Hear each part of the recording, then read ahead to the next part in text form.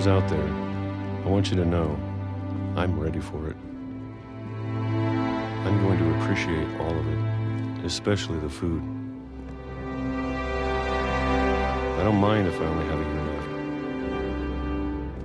or a month, or a single week. I'd be happy with one new day. I can already imagine the sun on my face.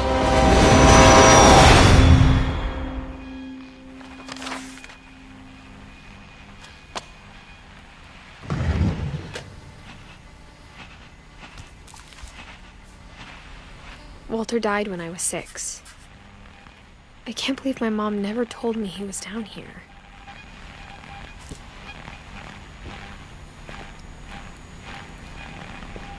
I'm sure my mom was trying to protect me.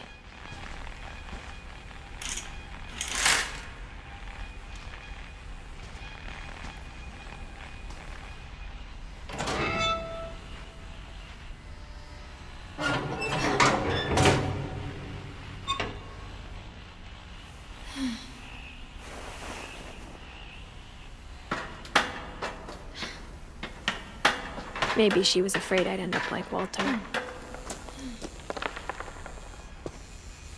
But if she never told me about an uncle under the house, I can only imagine what else she was hiding. I don't want to make the same mistakes she made.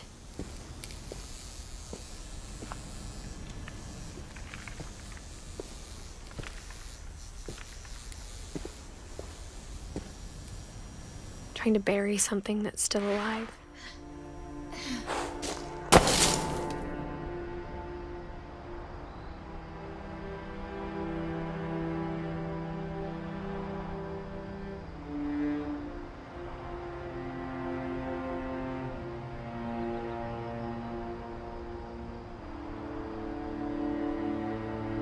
Now that there's only one of us left, or maybe 2,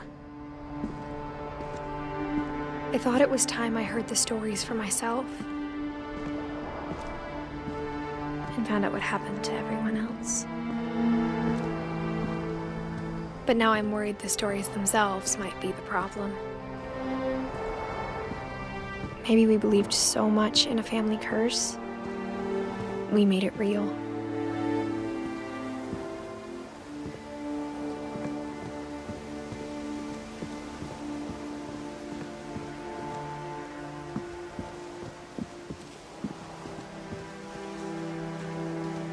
I don't know if I should even be writing this.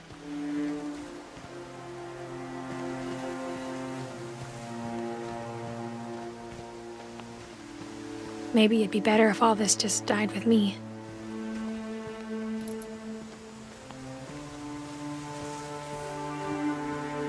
But I thought you should know about your family.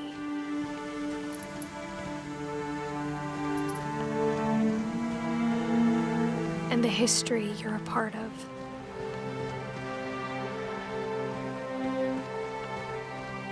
Though to be honest, I feel as lost as you probably do right now.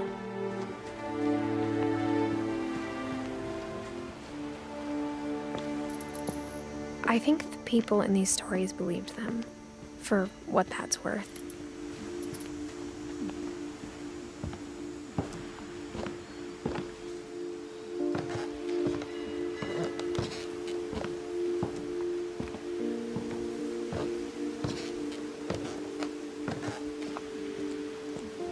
And when you look at the house, it had that history of imagination and stubbornness and madness. Any of it seems possible.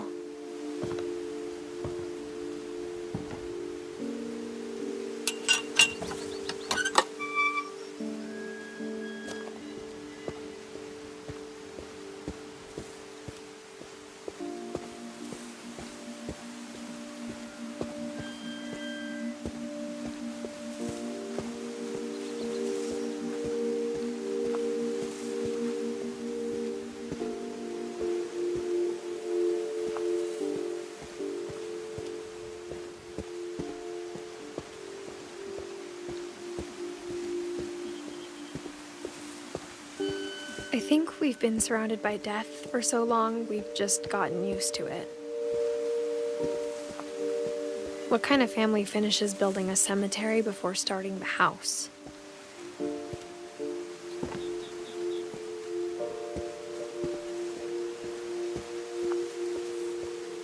It's embarrassing for me to admit this, but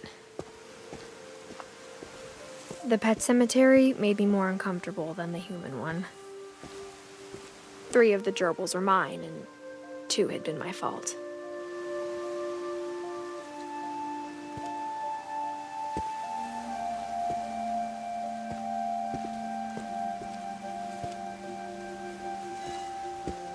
Sven built the house, but it was Edie who designed the cemetery.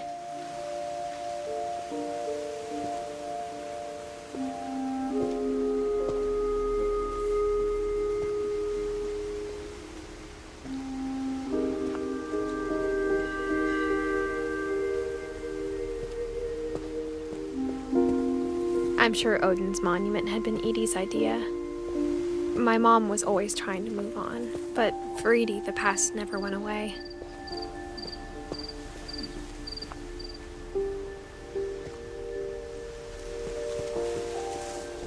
She could see it poking out of the water at low tide.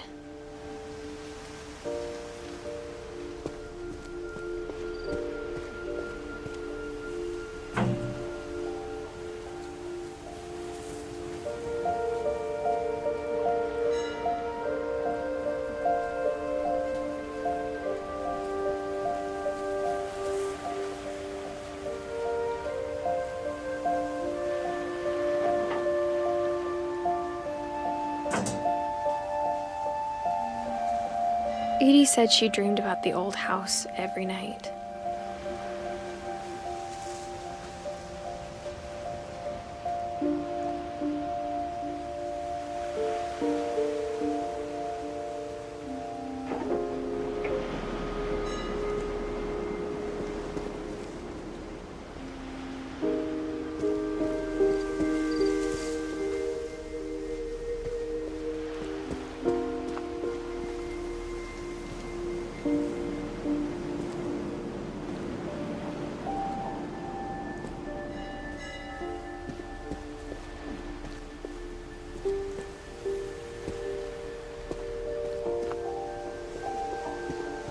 Edie's side was always easier for me to understand.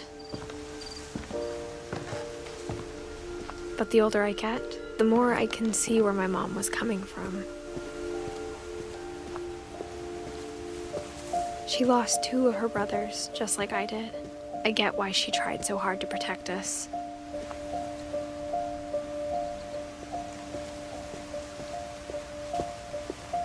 There's so many things I wish I could ask my mom now. Part of me thinks this is what she wanted all along. For me to come back someday and find everything out for myself.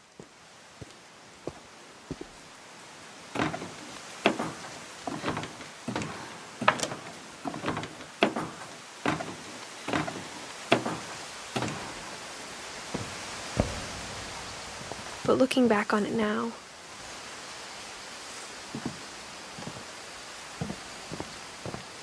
if she told me there was going to be so much climbing, I never would have come when I was 22 weeks pregnant.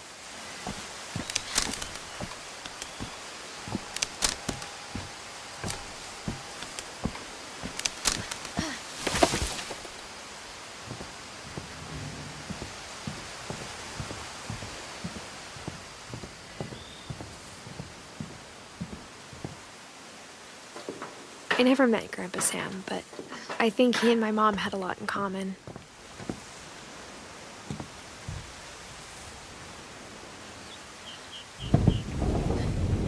They were both pretty intense. Sam spent his life shooting photos, but Mom said he got nervous being in front of the camera. I guess we're all afraid of something.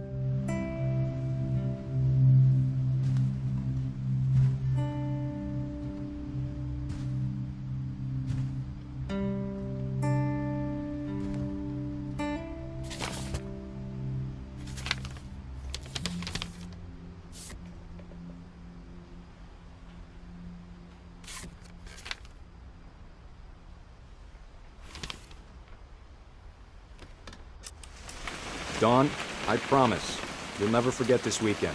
Yes, sir. These memories are gonna last a lifetime. What? Am I gonna have to shoot anything? It's a hunting trip, Dawn. Shooting is strongly encouraged. It's too early, Dad. Perfect.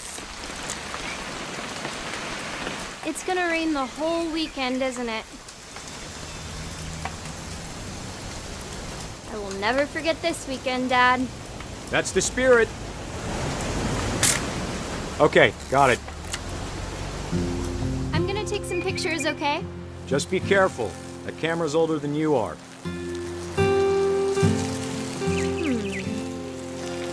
Definitely should not have drunk all that coffee. Hey! That's a keeper.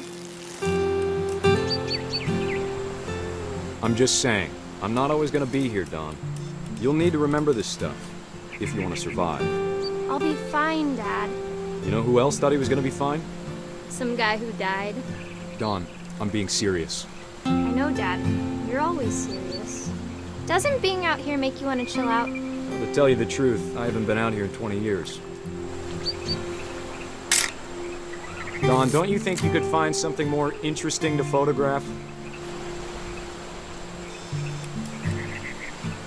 Last time I was with my brother Calvin. Man, that was a great trip. Dad! Good eyes, Dawn.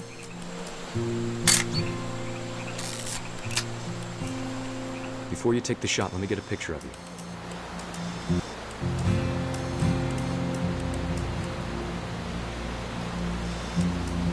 Dad, I...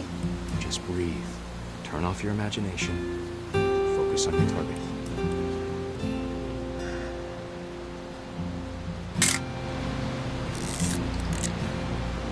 Let me get behind you. Do I have to do this? Dawn, you don't have to do anything. But if you want to survive, you need to be strong. Great shot, Dawn!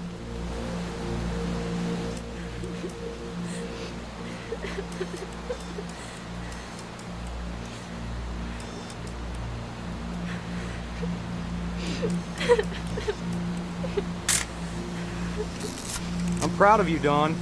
Always remember that, okay?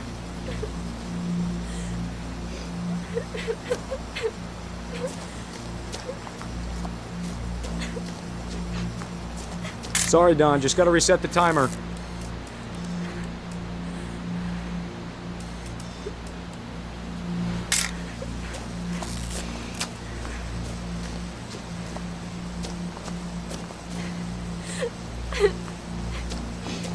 Dad, it's twitching. I think That's it's totally so... normal, Dawn. Just focus on the camera. Try not to think about... Dad!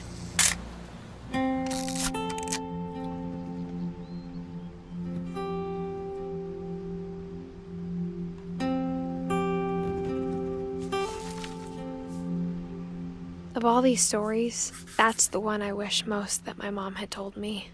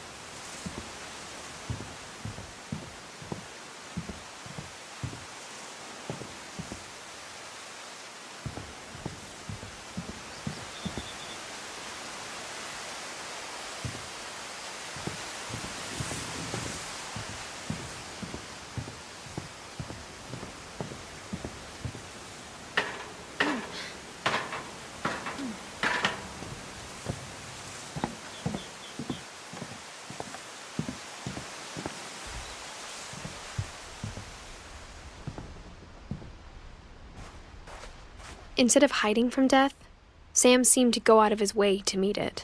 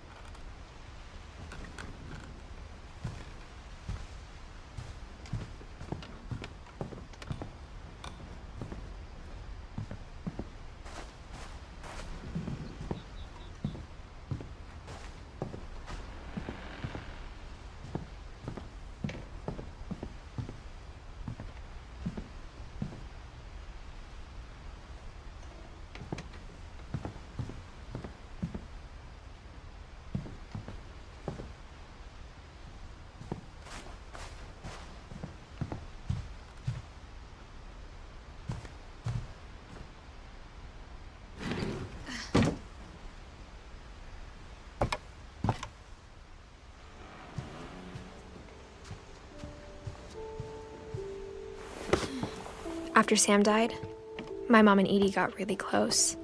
They'd both lost a lot.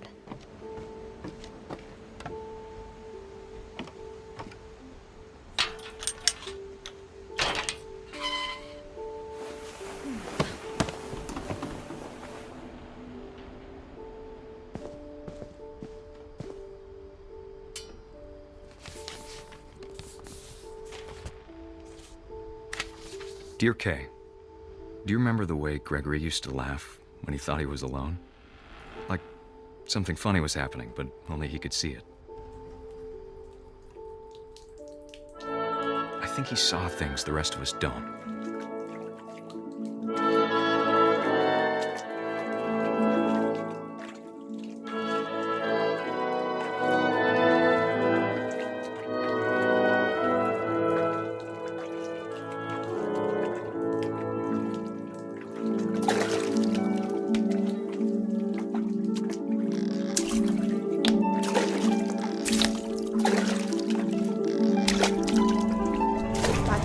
Gregory, it's time to... Hold on, sweetie. Hello? Sam, I told you I don't want to talk right now. I wonder what he saw. What his world was like.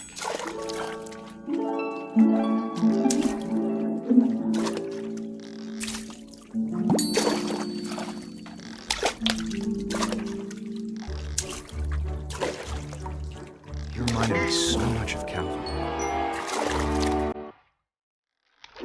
Lost in his imagination. Whatever it was he saw.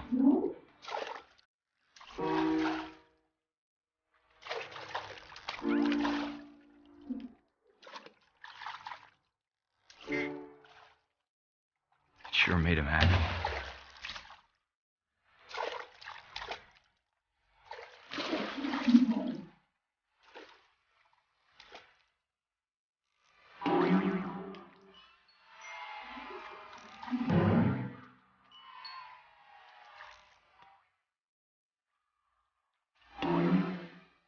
I know how silly it sounds.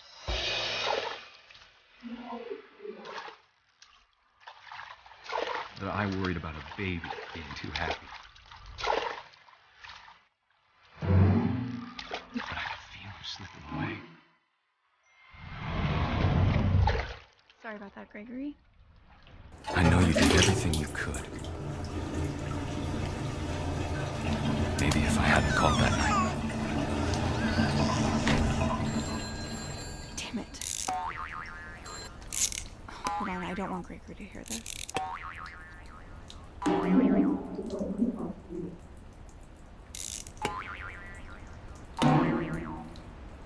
I wish he could have told us about the world he saw.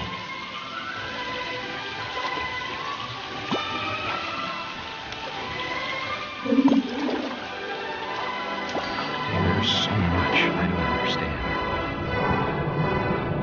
about Gregory, about everything.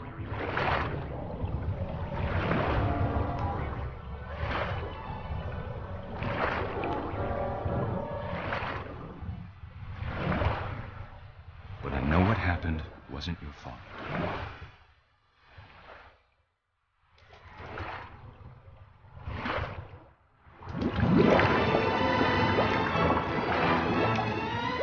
I'm sure he's happy. And he'd want you to be happy too. Good luck, Kay. Love, Sam.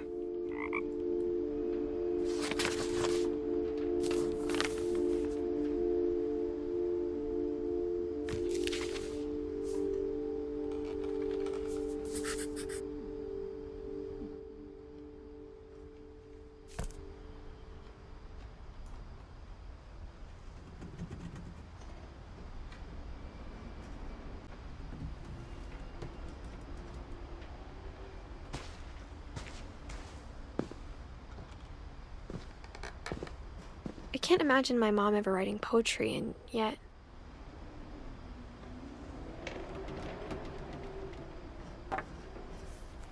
A poem for Gus, who always said the wedding was a bad idea.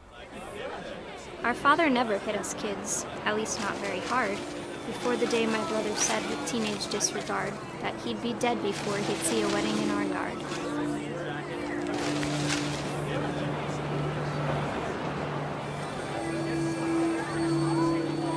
My father made him come, of course, but Gus stood far apart, just flew his kite and bottled up the storm inside his heart.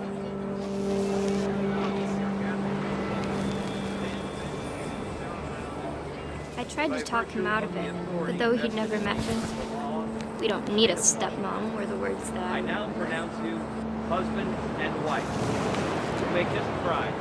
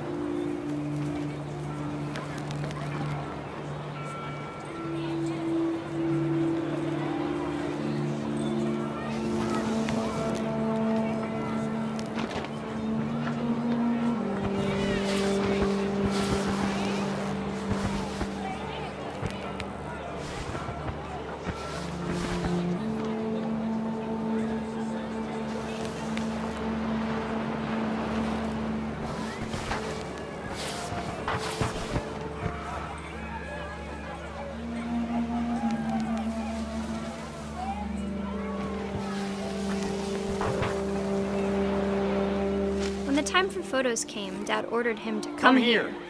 But Gus declined, and as a sign held up his middle finger.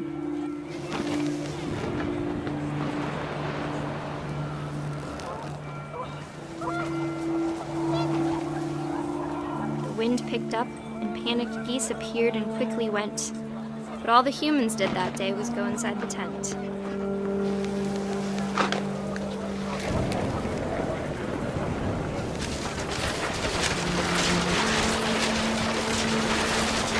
The rain came down in buckets then, but no one seemed afraid that nature might destroy the tent our dad had crudely made.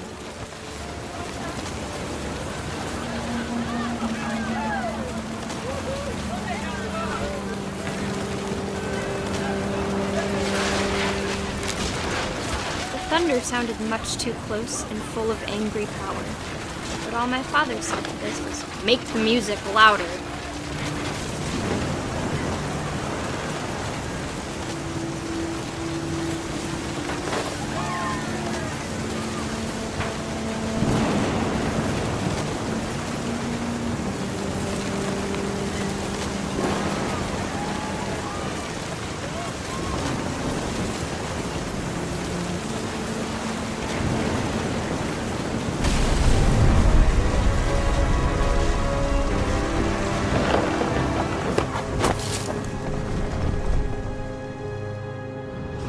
I wish that I could truly say I thought about you on that day. Out there on the beach alone, just you, the wind, the sea, and foam. But I didn't, until we found you.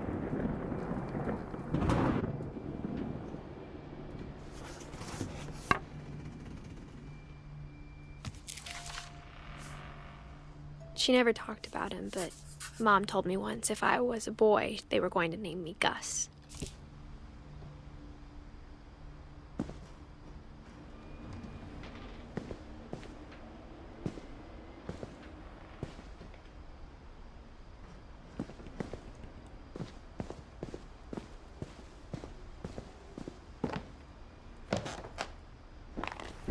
My mom moved up to the loft after her brothers died. At the time, it was as far away as she could get.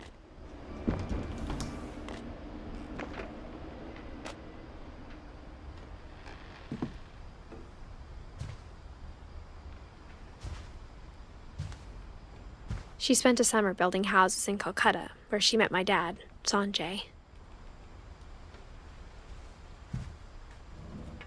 My mom moved to India a week after graduation and got a job teaching English. Louis was born a year later.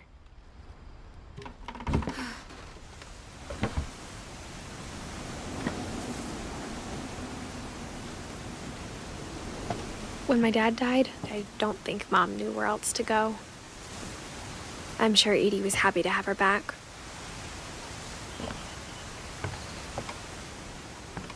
And to see kids in the house again.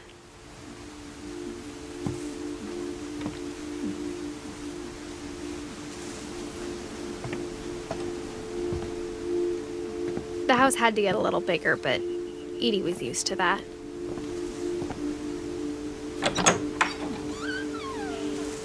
And for a while, things were good. Almost normal.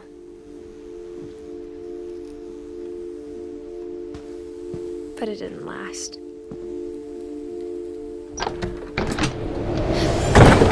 The beginning of the end was Milton's 10th birthday, when Edie gave him a castle.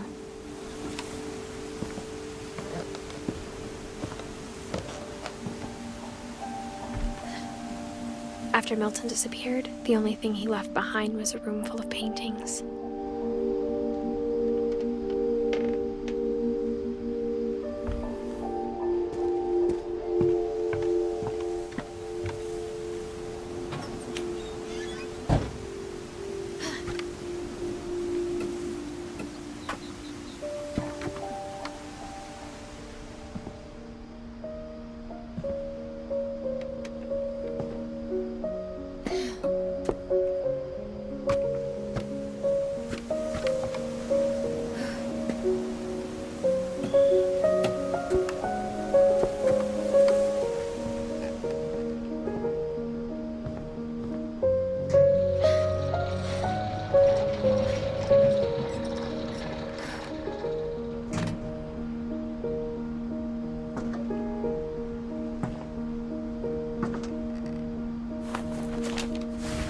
Milton Finch in The Magic Paintbrush.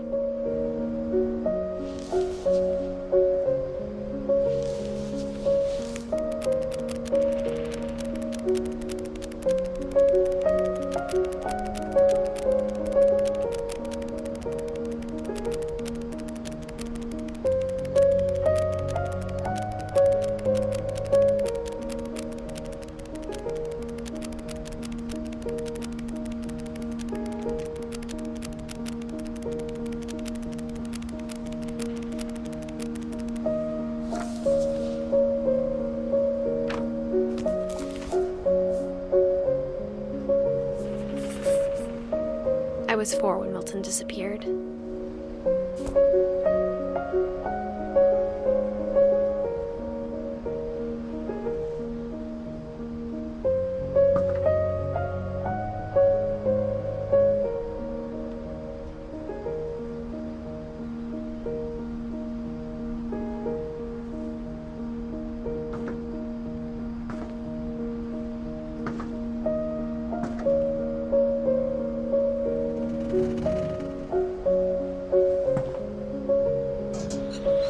Mom spent months searching for my brother.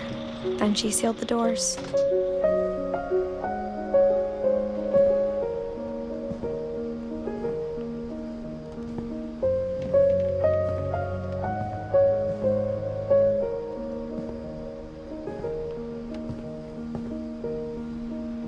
Whatever Milton had found in the house, Mom didn't want it getting out.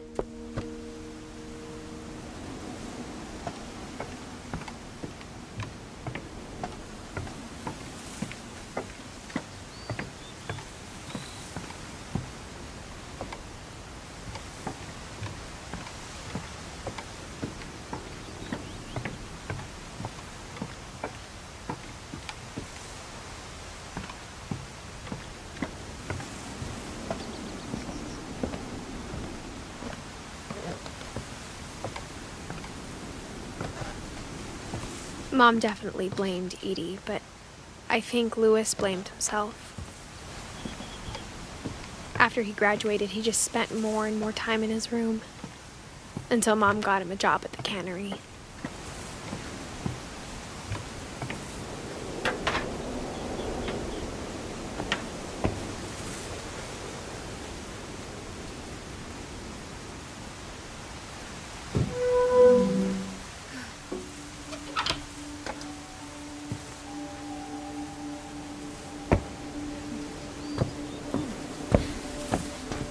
Louis's room smelled very, very familiar. That part of him lived on.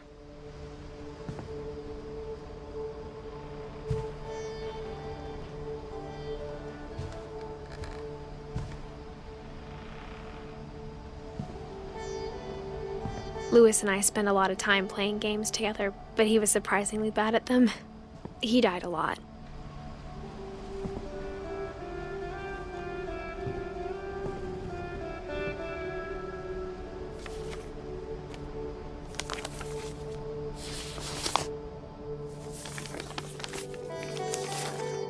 Dear Mrs. Finch, as Louis's psychiatrist, I can understand your desire for an explanation.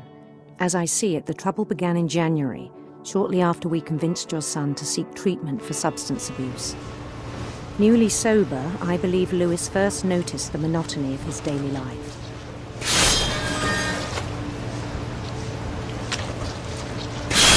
He kept working at the cannery, but he withdrew part of himself. In our sessions, I saw the same behavior. His mind began to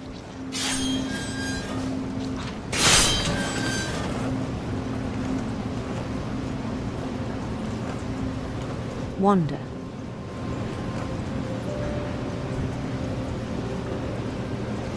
I asked him to describe it. He said he started small, imagining a labyrinth. He'd feel his way about. Then something moved. Bats. And toads.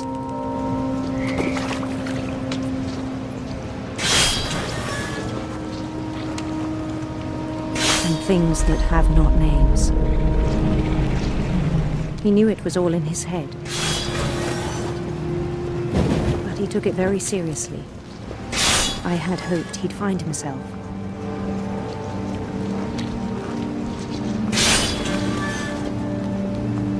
But he found something more.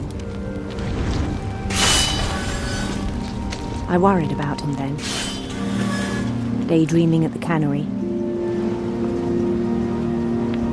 I spoke with his boss, but he said Louis had become a model employee, methodical, tireless, focused. like a whole new Lewis. So I let him go on.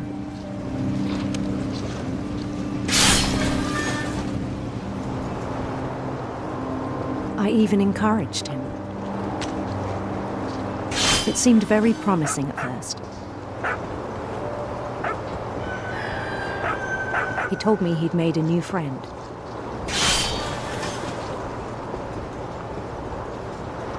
On the edge of a city he named Lewis Toby.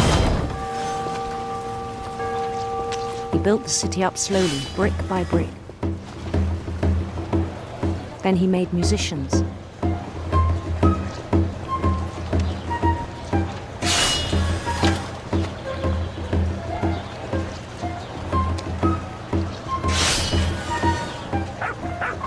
And songs for them to play.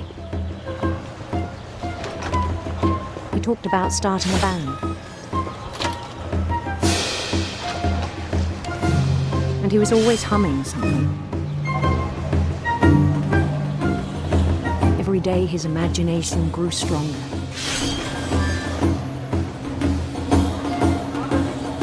He no longer spoke at the cannery. But his chopping was as reliable as ever. Then one day it struck him that all the cheering crowds, even the stones under his feet, were all in his imagination. So he could do whatever he wished.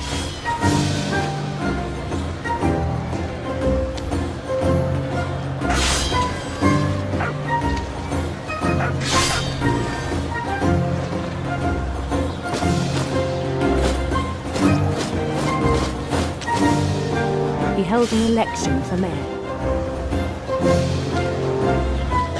And he won. They begged him to stay, but his mind was already wandering. It became a game for him.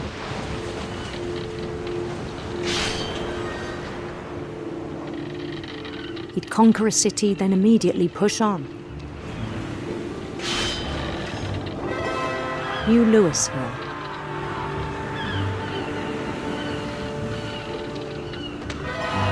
St. Louis. He started drifting away from our reality.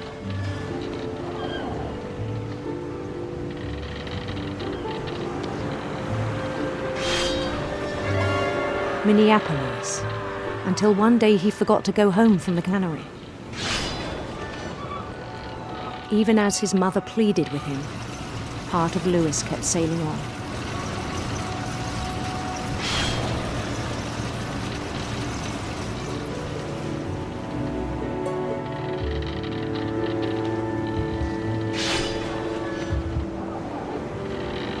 In Lewisburg, he heard rumors of a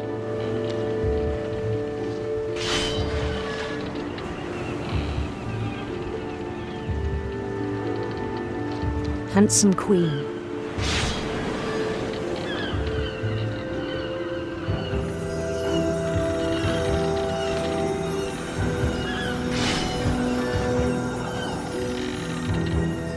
The queen was on her own quest for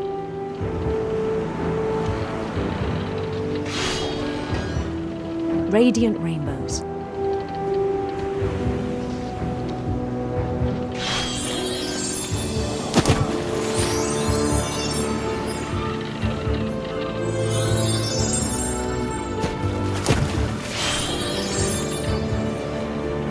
He followed the sound of her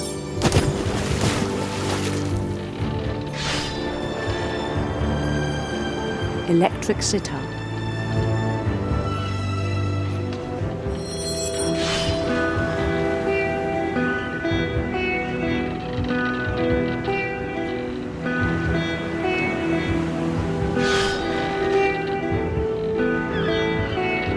His chase led him to a golden palace east of the sun and west of the moon.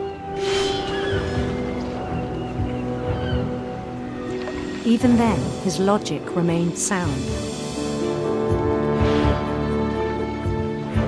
He knew the world was all in his imagination.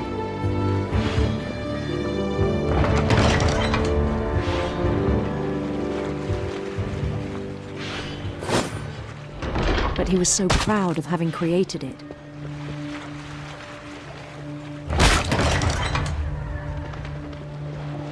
In his own eyes, he'd become something greater than a king.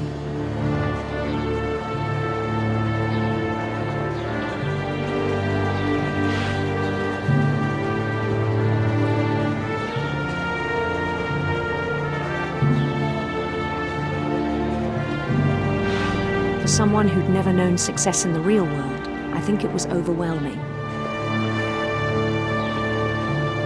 And then it struck him that the real Lewis was not the one chopping salmon, but the one climbing the steps of a golden palace.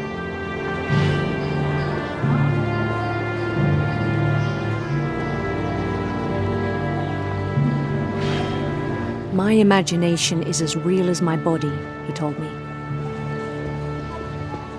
It was hard to argue with him.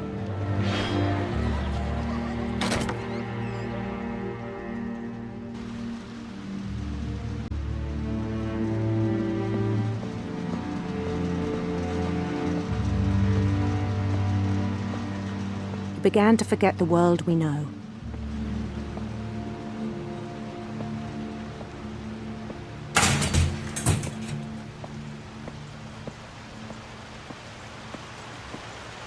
I think it pained him to remember Lewis, the cannery worker.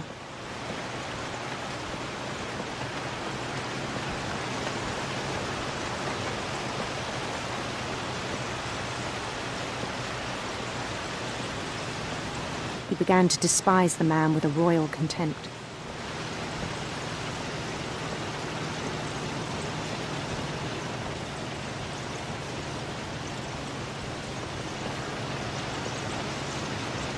I still thought I could save him.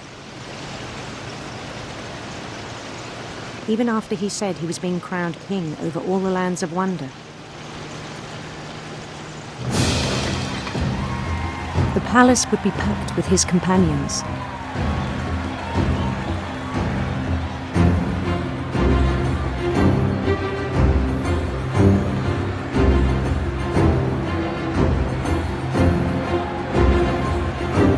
Including the wise Calico who'd insisted on advising him.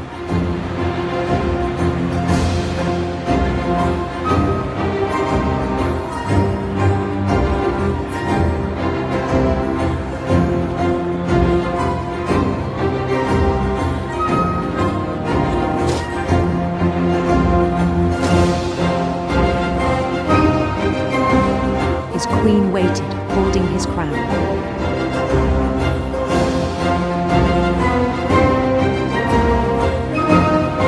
There was only one thing left to do.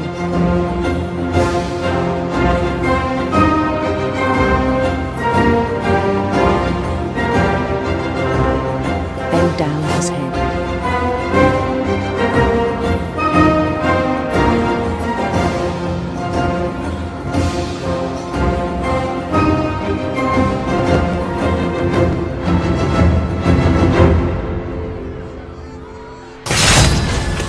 I think you know. Mrs. Finch, your son was a kind man who will be missed by all of us who knew him.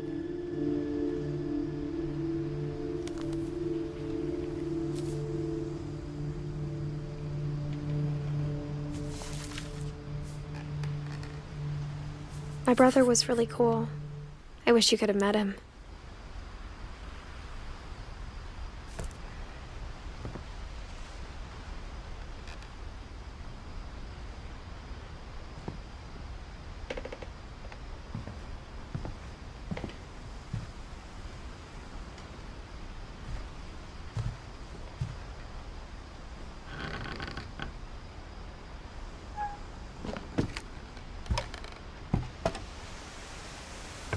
On the way back from Lewis's funeral, my mom told me to start packing.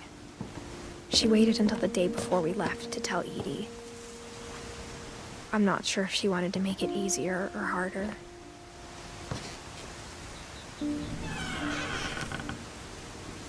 I wish we'd stayed. But I understand why we left.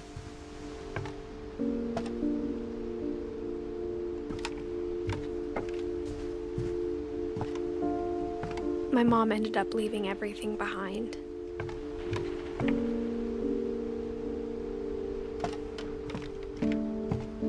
What happened that night had been coming for a long time. Maybe it should have come sooner.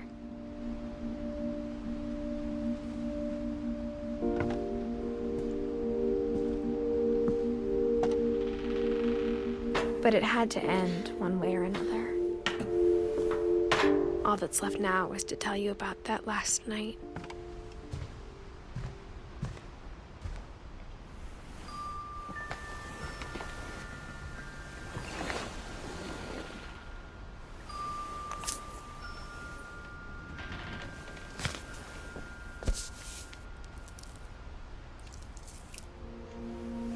That whole last day, Edie just watched us pack and didn't say a word.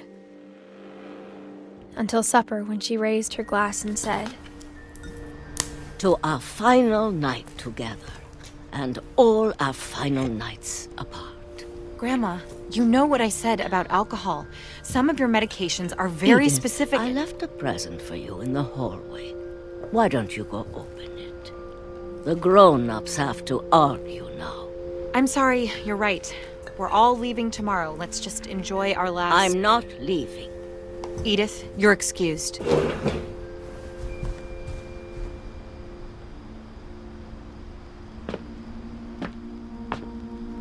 the power had been shut off that morning, but Edie always had plenty of candles. When my mom sealed the library, I don't think she knew about the other entrance. Or that Edie had a key to it.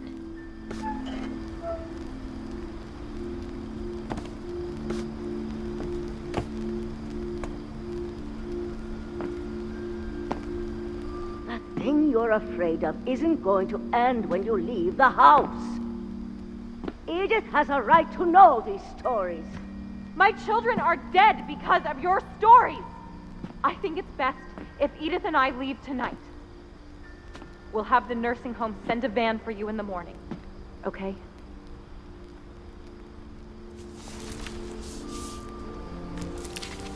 Dear Edith, there's so many stories I wish I could tell you, but there's only time for one. This is about what happened on the night you were born. That night, the tide went way, way out. It was the first and last time I ever saw the old house aground. There'd been an earthquake out in the middle of the ocean. They called it the lowest tide in 1,000 years. God, it smelled awful. You know, I've seen that house every day of my life.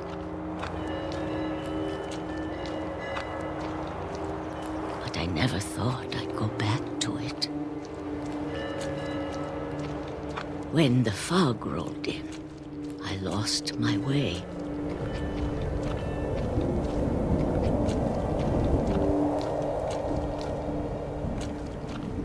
I got turned around.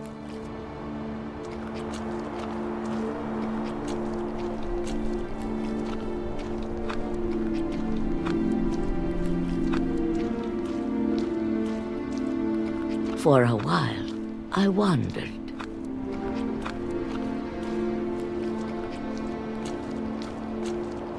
I started seeing things.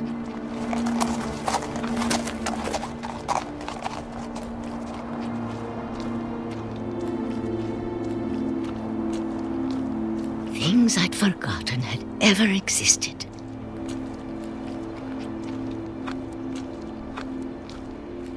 But when I saw them, they felt like old friends. That night, a lot of things came back to me. Or maybe I came back to them.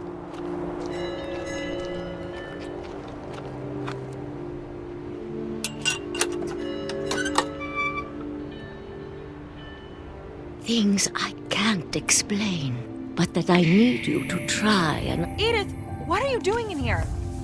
It's mine! Edith! Mom, you're gonna rip it! Let go! I kicked and screamed, but Mom dragged me to the car.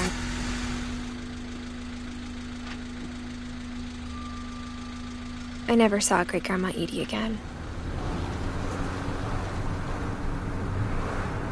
The next morning, the van came to pick her up, but she was already gone.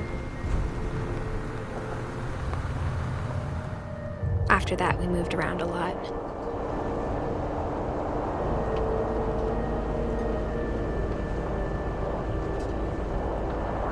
We both tried to make the best of it.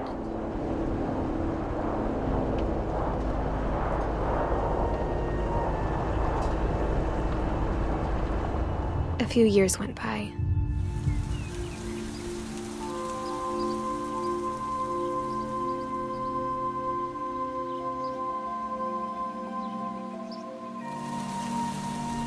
My mom didn't like to talk about it, but she started getting sick a lot. The rest happened pretty quickly.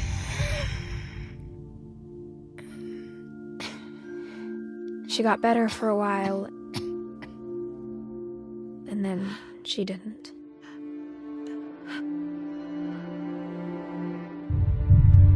And then I was alone.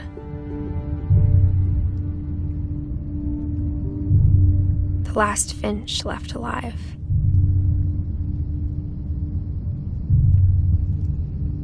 Until I found out about you. I'm still not sure what to tell you about all this. If we lived forever, maybe we'd have time to understand things. But as it is, I think the best we can do is try to open our eyes. And appreciate how strange and brief all of this is. This journal was supposed to be for you. But now I hope you'll never see it. I just want to meet you and tell you all these stories myself. But I guess if you're reading this now, things didn't work out that way.